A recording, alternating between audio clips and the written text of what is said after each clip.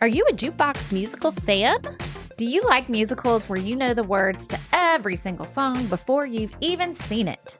If you got a little too excited when Jagged Little Pill, the musical, opened on Broadway in 2019, you might be a Xennial, or a musical theater fan, or an Alanis Morissette fan, or all three like us. Hi, I'm Katie. And I'm Danny, and you are listening to Generation in Between, a Xennial podcast, where we remember, revisit, and sometimes relearn all kinds of things from our 80s childhoods and 90s teen young adulthoods. Yes, and today is all about Alanis Morissette. We had a part one, which was us talking about Jagged Little Pill, the album, which came out in 1995. So perhaps you've already listened to our sister episode.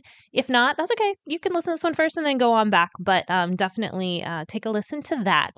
But this episode is the other Jagged Little Pill, sort of. And this episode is about the Broadway musical named that and using songs from the iconic Alanis Morissette album.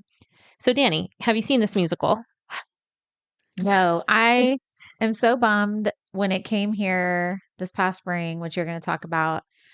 I missed my chance because I think it was during the Diana run. I think it was. Yeah. And I kept saying, we need to get tickets because it was during the week. So I was like, we could go. I was like, I need to get tickets. And I waited too long and then they were all gone. Yep. And here's the thing that's funny, I will say, and I know you won't give me any spoilers. So thank you.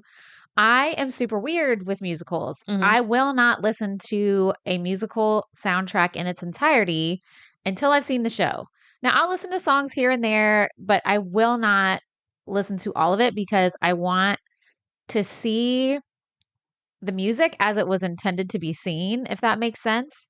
Yeah. But with this one, you already know all the songs. Well, not all the songs, but most of the songs because it's based on an album that already existed. So that's kind of fun. So I can kind of talk about it a little bit. But what about you? Tell us about you. So I did go see it. Like you said, it was like early spring, I guess.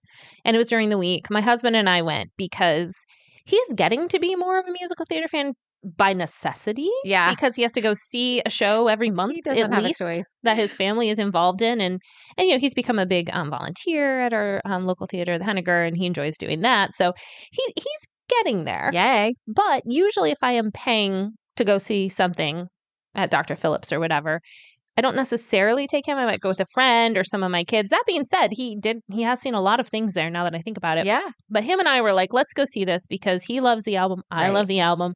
We'd heard good things about it. We both loved it. So spoiler alert there. We both thought it was great. And so one thing you just mentioned, like, oh, but I already know these songs. And I did too. But kind of a warning if you haven't seen it.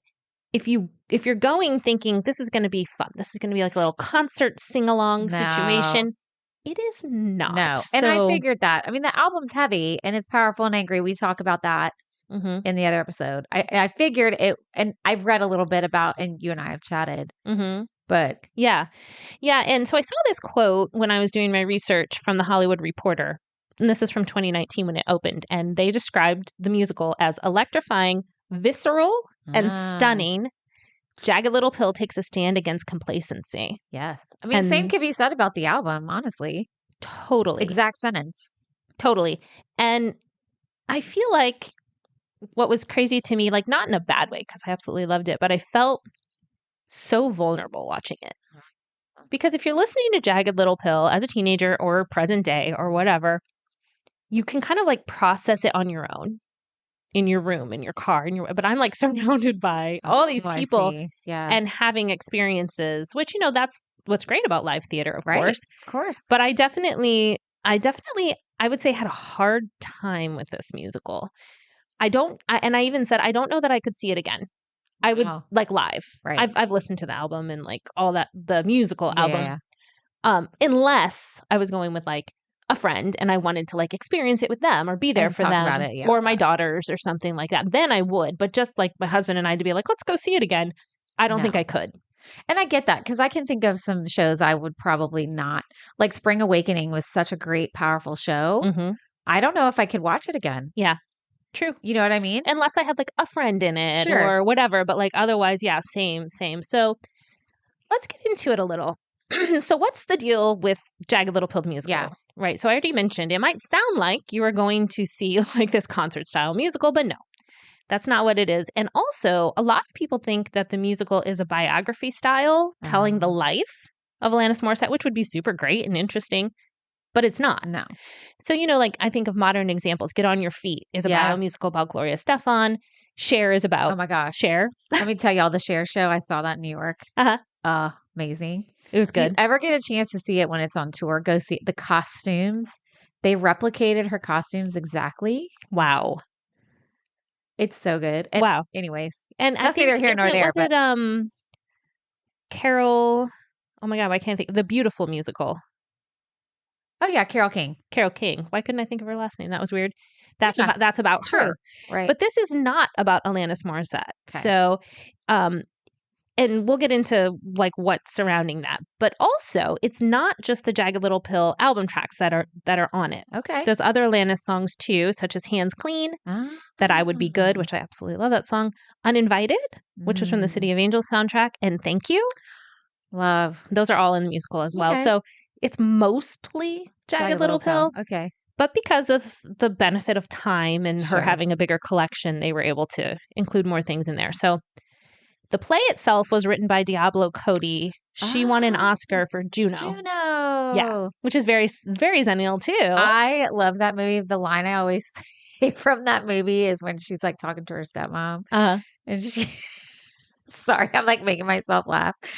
And she's like, well, something about your dreams. And she's like, well, I want to breed Weimaraners. And she's like, dream big. Dream big. That actually sounds lovely. I was saying, so Troy and I used to say that to each other all the time. Dream big. Like, dream big. Come on, Weimaraners. Sorry. You can do it. So like I couldn't really find like how they connected, but I'm just guessing they probably ran in some of the same circles just because they're both cool and great writers and, probably around the same age. But I read an interview with Diablo Cody and she said of the music, and like writing it and trying to sort of like fit things with the music that already existed. She said, I never felt like I had to shoehorn songs into a narrative or vice versa. The songs are inherently authentic and human and exciting and all of those things we want theater to be. Yeah. Which is kind of what you were saying. I know. That's what we talked about. We talked about the album. Yeah. And then it was directed by Diane Paulus, and she's a Tony Award winning director. She's done work on other Broadway productions like Pippin and Waitress. Oh. So pretty good team there you've got for you. So the story is shaped around the songs, of course. But like when I saw it, it felt like they were written for the show. That's cool. Like they really fit. I was trying to rack my brain and think, was there ever a moment where it was like, oh, you're just sort of like singing the song to sing it? And I didn't feel that way about any of it. There might be other people out there who feel differently, but I'm going to tell you a little bit about the plot without giving away spoilers. Yeah, no spoilers, Katie. No spoilers.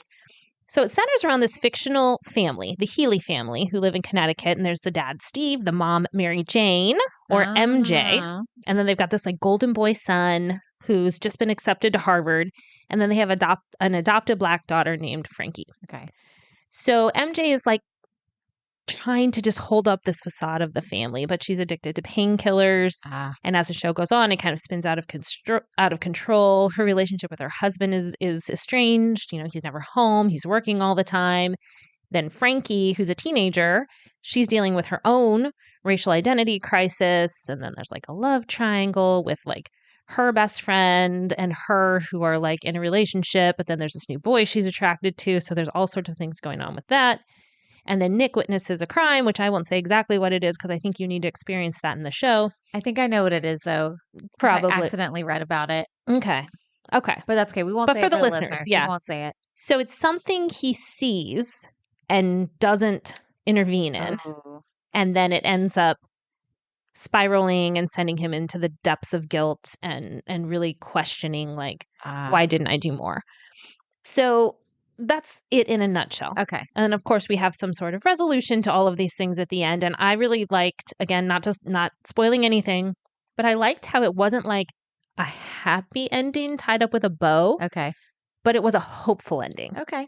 So everyone was like through the crisis that they had been in, and everything wasn't like back to normal or picture perfect. Yeah. But as a family, they were moving forward. They were handling. Yes. And things were under control. One question. Mm-hmm. You said the family and they had an adopted black daughter. They're a white family, I'm assuming? Yes. Okay. They're a white family in Connecticut. And there's a lot around that because she basically goes to an all-white school. Oh, she's like one of the only people of color in her neighborhood school, etc. Plus, she's bisexual, right? Outwardly so. Plus, she's very outspoken. You would like her character. Probably. She, is standing up for women's rights and things like that, and and constantly getting sort of, adults trying to put her back in her place. So she's just she's very much herself, but also like trying to figure out who she is in this space where she feels a little bit on the outside. Okay. The family, to their credit, like, don't make her feel like that. Her and her mom do butt heads because the mom would be like, why are you wearing that? Or, maybe you should stay out of it, stuff like that. But teenage daughters are like, I'm not going to stay quiet. What are you talking about? So there's some butting heads there, but the family loves her. It's clear that they love her unconditionally and vice versa, right? So, so it was really, really good. So one thing that really stood out to me, I've talked to a few other people that saw the show in our age bracket.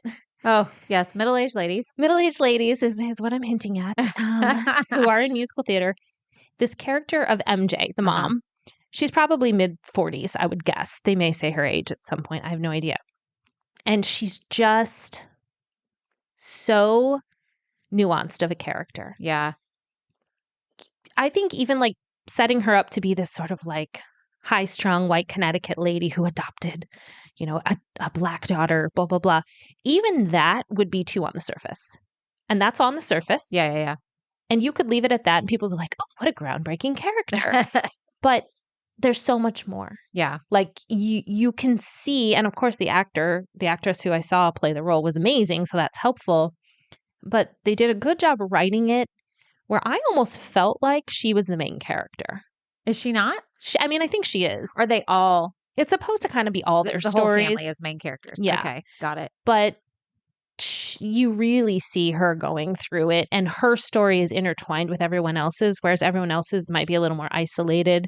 Like the dad's isn't necessarily related to the daughter. Got it. Although the daughter and son are related, so maybe they're all intertwined. But I just thought that like the nuance that they gave her and the songs that they gave her. There was one new song. Oh gosh, I didn't write it down because I remember hearing it, and it's a song that MJ does.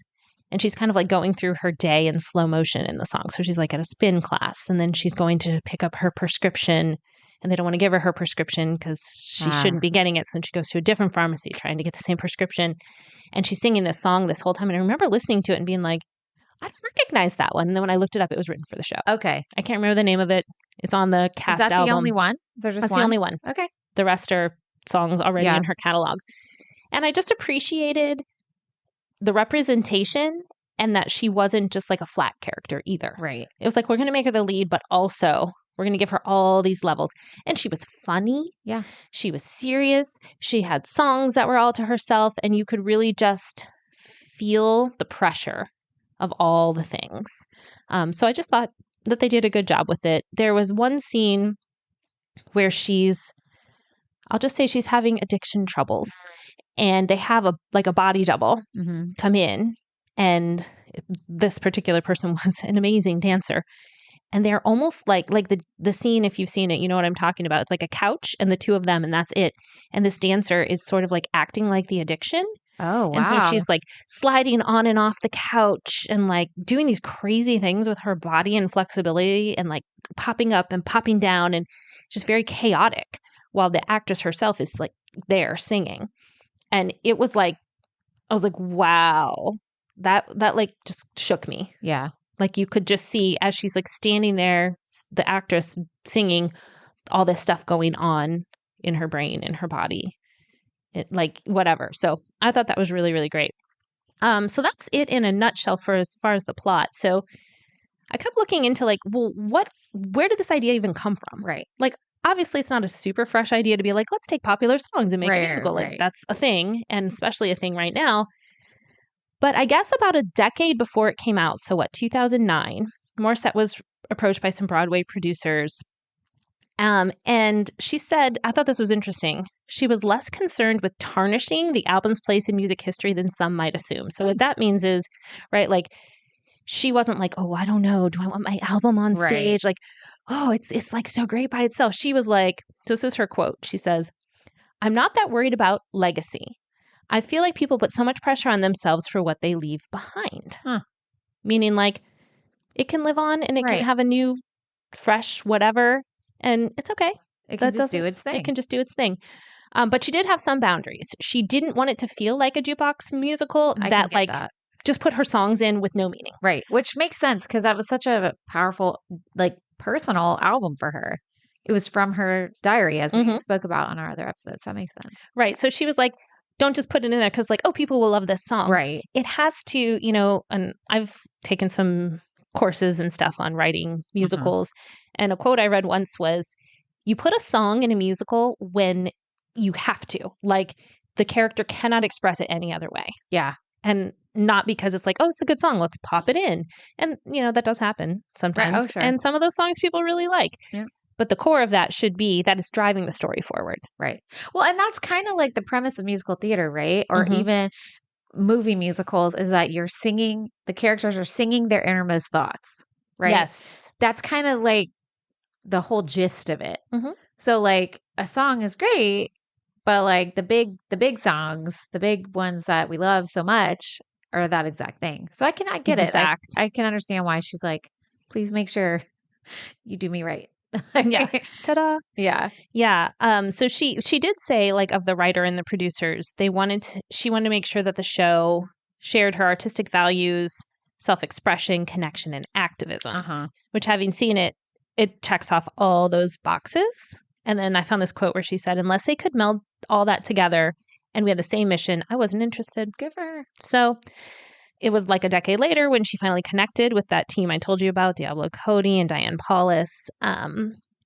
So she said Diablo Cody, the writer, dove into the lyrics of the song and dismantled some of it, and kind of represented it to Alanis like, oh, I think this song could be about this thing or could feel like this. And so then Alanis said, the idea became something I could not only get behind, but could get behind quite passionately. Nice. So she got excited about it. Yeah. She got excited about it. Yeah. And props to her if we're really talking about journal pages. We talked about this in the other episode. To share that through song with the world is so brave. And even decades later, to be like, I know what all this means, literally. Take it and make it mean something else. Yeah. Or like mean the same, but like put it in a different context and show me what you come up with. Yeah. And then as an artist being able to be like excited about that. I'm like, oh, you nailed it. I wouldn't have thought of that, but you did. And I agree. It works. Which just goes again to say how many different ways this album was not only creative, but also powerful. Like you're able to take it years later after it is written and create a whole new piece of art that goes along with that piece of art. That's pretty powerful. I don't think you can do that with a lot of things. Ain't nobody going to go get hanging tough. And I feel like let's find the depth. Actually, though, I mean, you could. Diablo Cody probably could. I mean, she might not want to. The premise of those songs was to make money, not to tell a story. Yes. So that's the difference. Wait, you didn't say the word. Well, capitalism. Yes. The premise of hanging tough was capitalism. Okay, guys. I'm sorry. I loved it. It worked. I threw my money. Change our minds. Our minds. So, for like our Broadway heads out there, I looked up who was in the original cast of Jagged Little Pill on Broadway. Okay. So these weren't the people I saw who came through, but this is the principal cast. And so I told you it opened in 2019 on Broadway, and that's true. Okay. But it was workshopped in Boston before that, in 2017. All the time. Yeah. And sometimes they don't make it past workshop. Exactly. Yeah. But the people who originated it at this repertory theater in Boston actually were the ones that came over to Broadway. Love that. Yes. That also doesn't always happen. It doesn't. And so they were behind it when it was in the smaller theater, and then they were able to bring it across. So Elizabeth Stanley was Mary Jane Healy. Derek Klena was Nick. Celia Rose Gooding was Frankie. Sean Allen Krill played Steve. And Catherine Gallagher as Bella. Lauren Patton as Joe. And Antonio Cipriano as Phoenix. Why do I know the name Sean Allen Krill? Do you know? I don't know. That's the dad. Okay. I'm going to have to look him up later. I don't know a lot of big names. I don't know names. I'm horrible with names. But his name, I was like, wait. That sounds familiar. He probably is. You're going to laugh at this. So the name that I recognized, and this was before I went to see it even, I knew that this had happened, Lauren Patton as Joe. So Joe is the best friend / love interest of Frankie. They have a relationship, but then Frankie starts to have feelings for this boy, Phoenix. Okay. And so the actor who plays Joe sings You Ought to Know. I saw them perform this in 2020 on TV. They did some I can't remember what it was. It was during the pandemic when we were all home and not be able to do anything. There was some Broadway thing or some. I think it was to raise money or something. I think I watched that too. I think it was to raise money for people performers who are out of work, right? I think so. I was wrong. No, that sounds right. But I saw her perform that song and dang, it was good. It was everything. And, you all have probably seen the music video of that with Alanis, which if you haven't, look it up on YouTube when you're done listening. It was the best of that, but you're sitting there this person is literally singing this right now. And I do want to correct something we both just did. This character is written as non-binary. Oh, my bad. And is often played by non-binary people. Oh, okay. So it's a they. Joe is a they. Okay. Yeah. So they sing this as you would imagine after they find Frankie kissing or in an intimate position with this other boy, and then this song happens. So you really feel it. Yeah. So what I was going to say about Joe, Lauren Patton. So sometimes I watch Blue Bloods. Because of I just love Donnie Wahlberg. I do love Donnie Wahlberg. Bridget Moynihan, I love her too. I have a crush on both of them, probably equally. So there you go. I hate Tom Brady forever for breaking her heart, but whatever. She's better off. She's better off. That's another show. But I love that show, and I know it has issues because it's very pro police and pro whatever, and then they try to take on these all lives matter. Blue Lives Matter stuff sometimes. So sometimes I can't watch those. But Lauren Patton was the partner, and by that I mean police partner, with you that you ride with in your squad car of one of the main characters for a season. Oh, that's funny. And I always liked them. And I was like, I love that actor.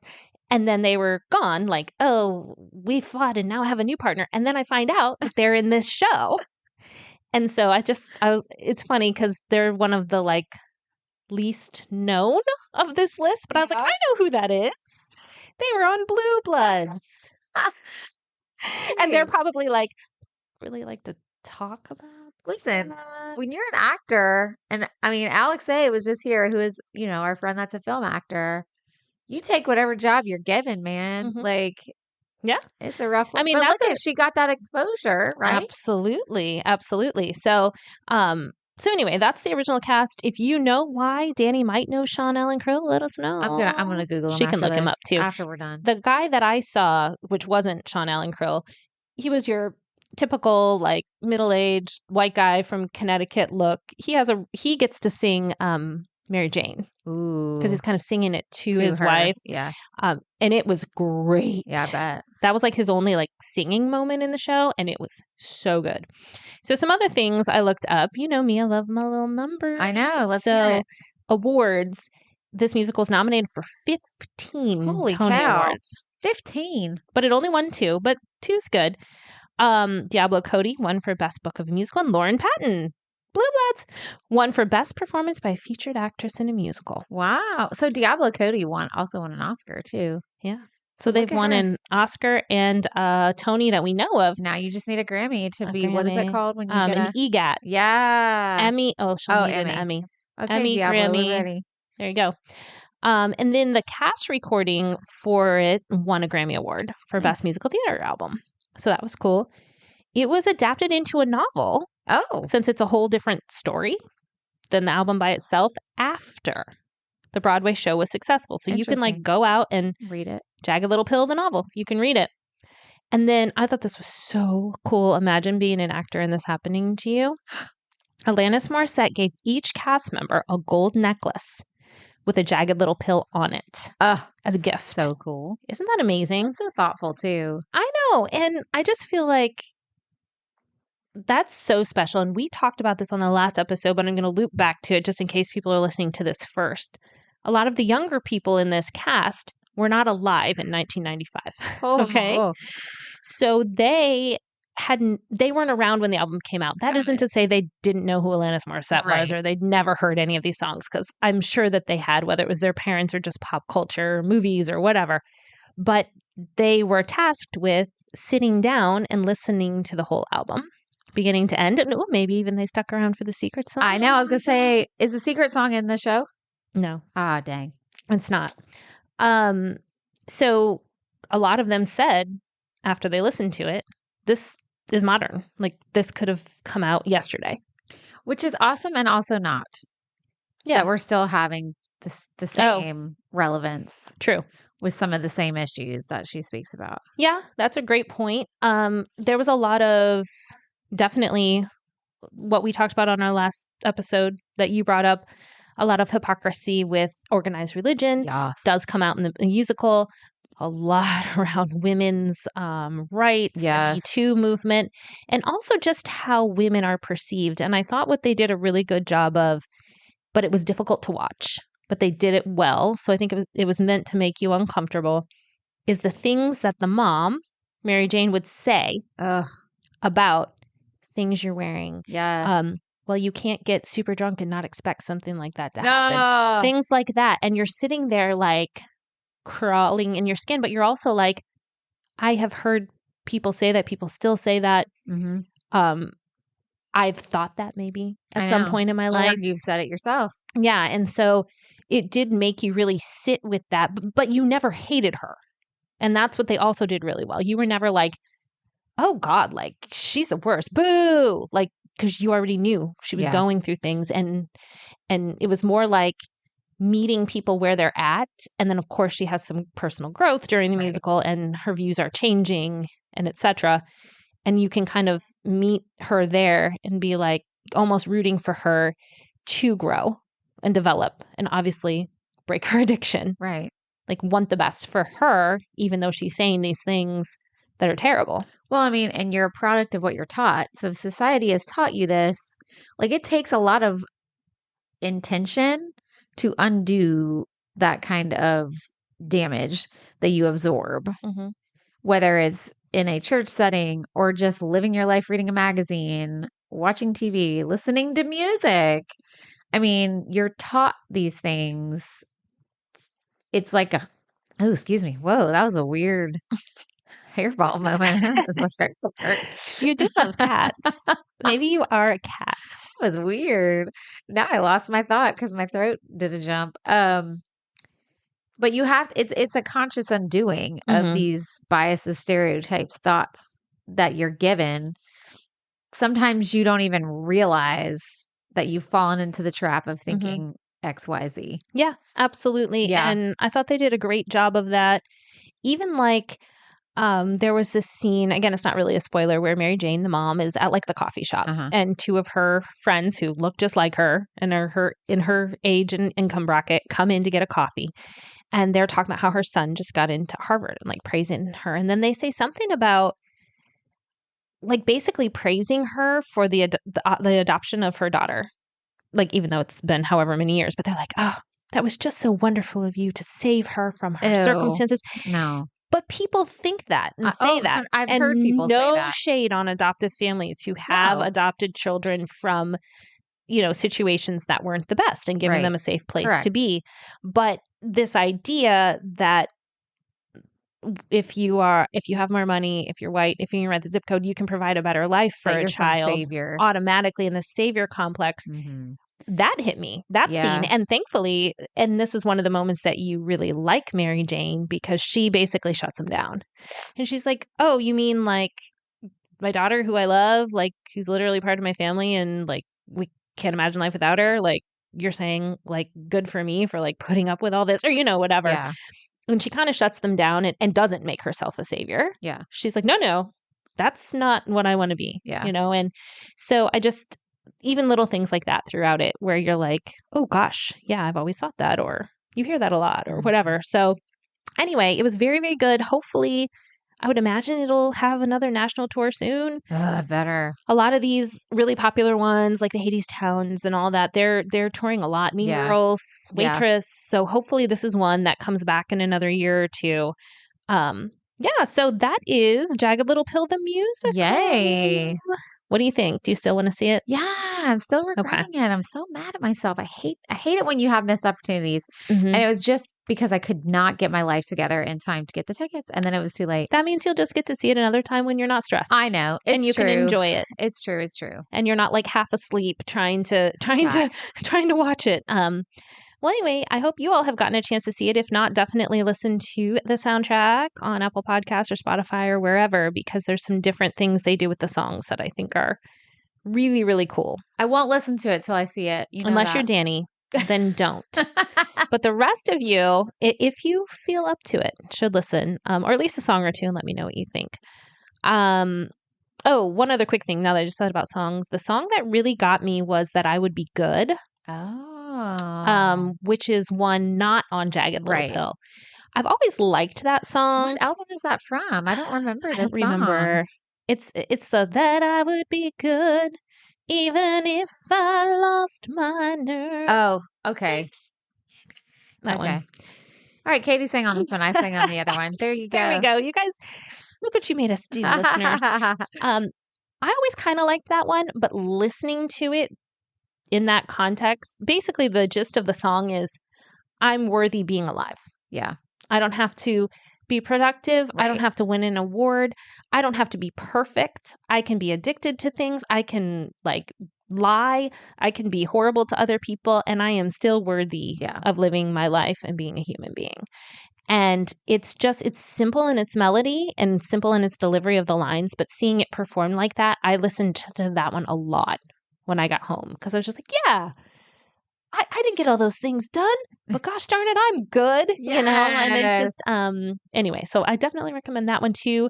It's great when just Alanis sings it, but I would recommend the Broadway version because it's a duet. And it's really, really well done. Okay. Lots of good harmonies. So, all right. Well, that was Jagged Little Pill. And don't forget to listen to our episode on the album as well and tell us what you think about all the Jagged Little Pill, and just a little, what's the word? Sneak peek, I guess. We're going to have a lot of music-related things in the next month. Yes. We've got some really fun things we're about to record. So if you like listening to us talk about music, we have a month-ish we do have coming for you. Yeah. So until next time, how about enjoying the moment for once? How about it? All right. We'll see you guys soon. Bye.